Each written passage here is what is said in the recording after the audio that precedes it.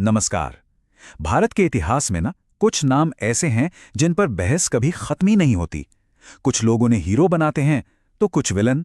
और एक नाम जो इस लिस्ट में शायद सबसे ऊपर है, वो है औरंगजेब आलमगीर। देखिए, एक बात तो सब कहते हैं कि इतिहास हमेशा जीतने वाले लिखते हैं।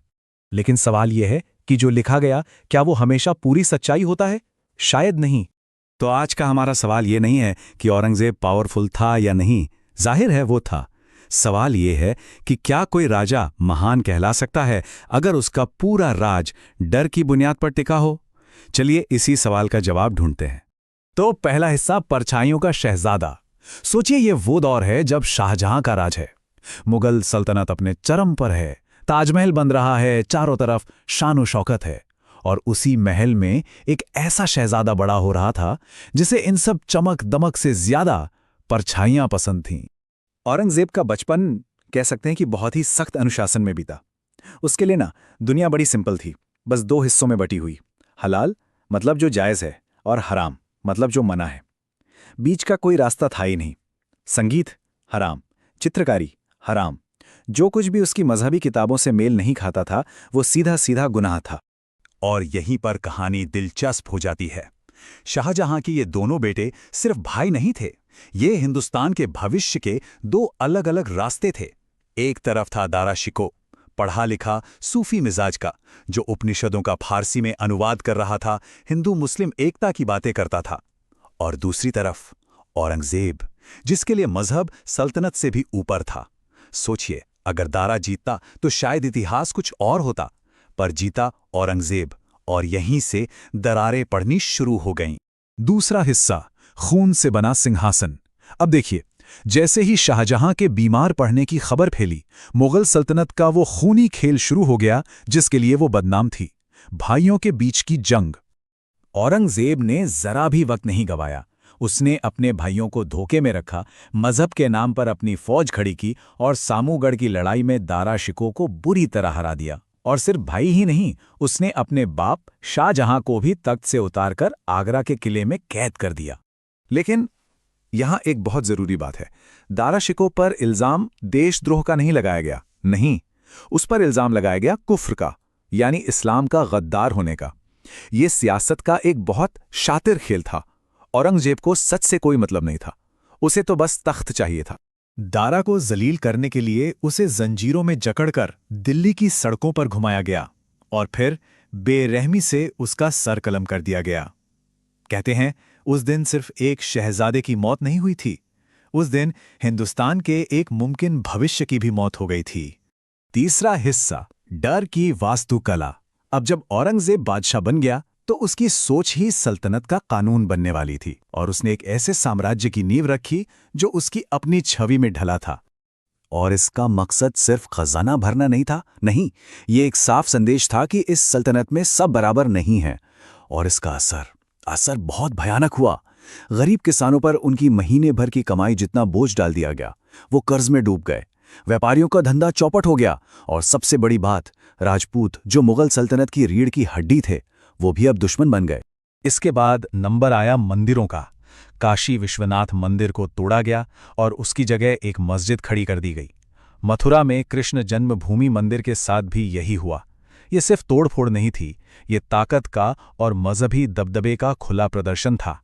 ये सिर्फ पत्थर की इमारतें नहीं थीं जो टूट रही थीं, ये संदेश थे, और संदेश बहुत साफ था। याद रखो, हुकूमत किसकी है। चौथा हिस्सा, वो जंग जो कभी खत्म ही नहीं हुई। एक ऐसा जुनून जिसने पूरे साम्राज्य को निचोड़ कर रख दिया। कहते हैं, औरंगजेब की सबसे बड़ी और शायद आखिरी गलती उसका दक्कन का जुनून था। 27 साल, सोचिए, अपनी हुकूमत के पूरे 27 साल उसने दक्कन की जंग में झोंक दिए। नतीजा, खजाना खाली, फौज पस्त और सल्तनत कमजोर। वो दक्कन को जीतना चाहता था, पर इस एक जिद में वो धीरे धीरे पूरा हिंदुस्तान हार रहा था। और दक्कन में उसका सामना किसी मामूली दुश्मन से नहीं था, वहां थे छत्रपति शिवाजी महाराज। ये दो बिल्कुल अलग तरह की ताकतों की टक्कर थी। औरंगजेब तलवार और धोखे से राज करता था, तो शिवाजी लोगों के भरोसे और गुरिल्ला युद्ध से।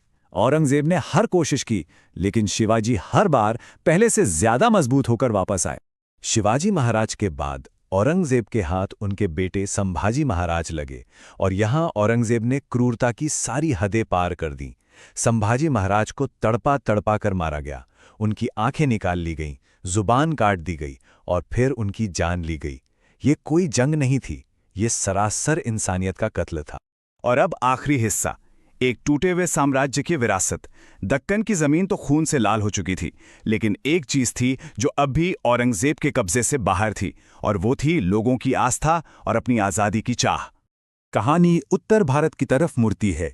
जब कश्मीरी पंडितों पर जबरन धर्म बदलवाने का दबाव डाला गया, तो वो मदद के लिए सिखों के 9वें गुरु तेग बहादुर जी के पास पहुंचे। गुरुजी ने उनकी मजहबी आज़ादी की हिफाजत का बीड़ा उठाया। औरंगजेब के लिए ये एक सीधी चुनौती थी। नतीजा, गुरुजी को दिल्ली में गिरफ्तार कर लिया गया। शर्त रखी गई, इस्लाम कबूल करो या मौत, और 1675 में उनका शीश कलम कर दिया गया। औरंगजेब को लगा होगा कि उसने एक आवाज को हमेशा के लिए खामोश कर दिया, पर उसने एक जिस्म को जरूर खत्म किया, लेकिन एक विचार को हमेशा के लिए अमर कर दिया। इस शहादत ने एक ऐसी चिंगारी जलाई जिसने पूरे उत्तर भारत में बगावत की आग फैला दी। गुरु तेग बहादुर जी के बेटे 10वें गुरु गोविंद सिंह जी ने खालसा की स्थापना की। संत सिपाहियों की एक फौज। अब वक्त का पहिया घूम चुका था। औरंगजेब बूढ़ा था, कमजोर था और दक्कन की उसी जंग में फंसा हुआ अकेला। कहते हैं, जो बादशाह सबको अपना दुश्मन बना लेता है, उसका अंत अकेलेपन में ही होता है।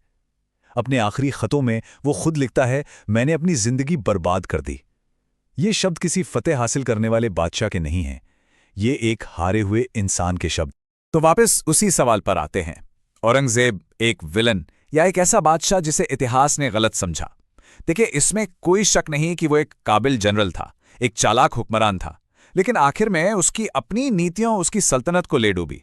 जजिया ने वफादार राजपूतों को दुश्मन बना दिया, दक्कन की जंग ने खजाना खत्म कर दिया, और उसकी मजहबी कट्टरता ने मराठों और सिखों जैसी ताकतों को जन्म दिया।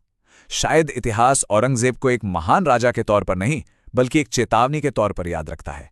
एक सबक कि डर के जोर पर सल्तनतें बनाई तो जा सकती हैं, पर चलाई नहीं जा सकती।